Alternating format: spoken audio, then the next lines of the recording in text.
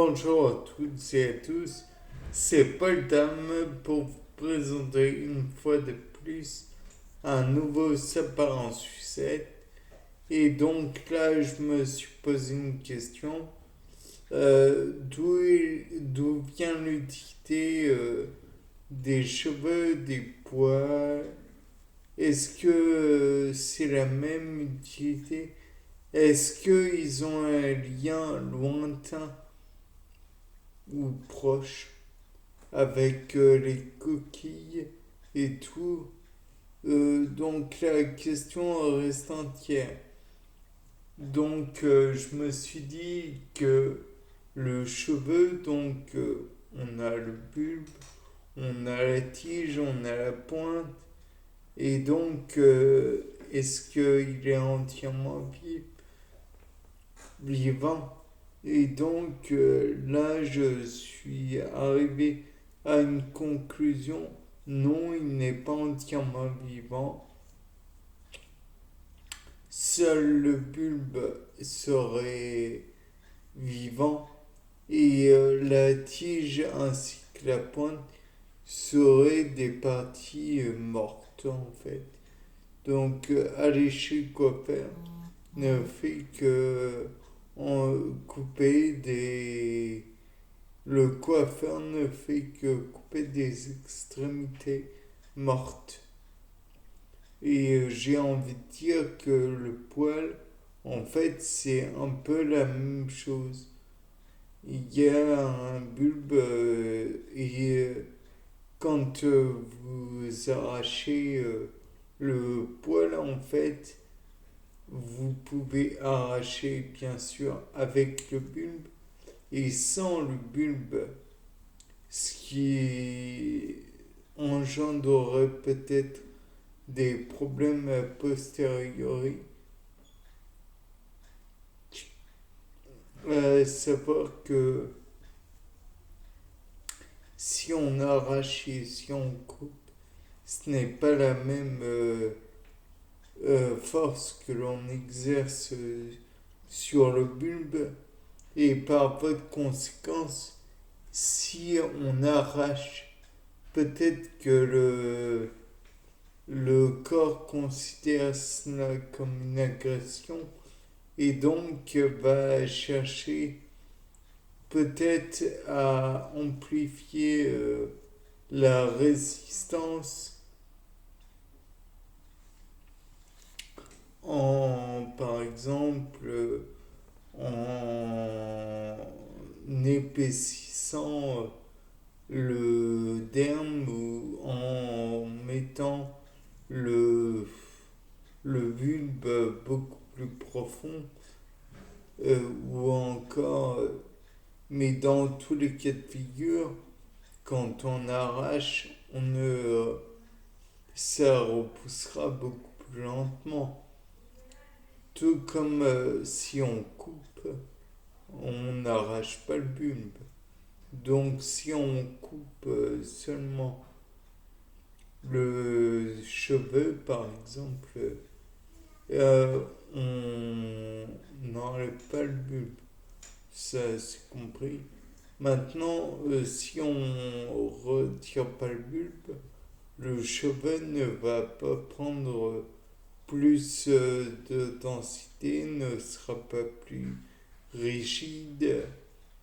C'est juste qu'on aura coupé une surface et un volume et qu'elle aura juste l'épaisseur de là où on l'a coupé. Et donc la pointe sera là où on l'a coupé. Bien qu'elle risque de s'émousser au fil, du temps. Et donc je me suis dit dans ce cas que le poil et le cheveu étaient diamétralement différents puisque l'un devait permettre au contraire que ça s'émousse et pas l'autre. Donc on en revient à la vieille fable de La Fontaine, le chêne et le roseau. Le chêne doit rester raide sur ses fondations, tandis que le roseau plie, mais ne rompt jamais. Oui, enfin, c'était la petite digression. Donc là, on voit que le cheveu est certes sur la tête, mais peut-être que on ne peut pas vraiment considérer le cheveu comme uniquement sur la tête. Peut-être que d'autres hormones peuvent agir sur le bulbe afin que celui-ci soit plus, plus productif, qu'il permette d'avoir des couleurs du cheveu et ainsi peut-être que si on retirait je ne sais pas quelle hormone, mais peut-être que cela augmenterait ou plutôt diminuerait la quantité de cheveux qu'on a sur la tête. Au contraire, ça pourrait peut-être en diminuer si on augmente une certaine hormone. Et si l'on en revient à l'idée que moins on a de testostérone, plus on va avoir les cheveux longs, comme une femme théoriquement, elle n'a pas de testostérone, ou très peu. Et dans ce cas, peut-être que cela influe sur la longueur de ses cheveux. Peut-être que la testostérone limite la croissance des cheveux. Peut-être que les oestrogènes, au contraire, augmentent la croissance des cheveux. Si on en revient au règne animal, on voit par exemple chez le lion, je n'ai pas le nom, la taxinomie du lion, mais le truc, c'est que le lion est connu pour ses crinières. Peut-être que et le lion mâle, bien sûr. Donc, peut-être que. Peut-être que le lion est un. Comment dire.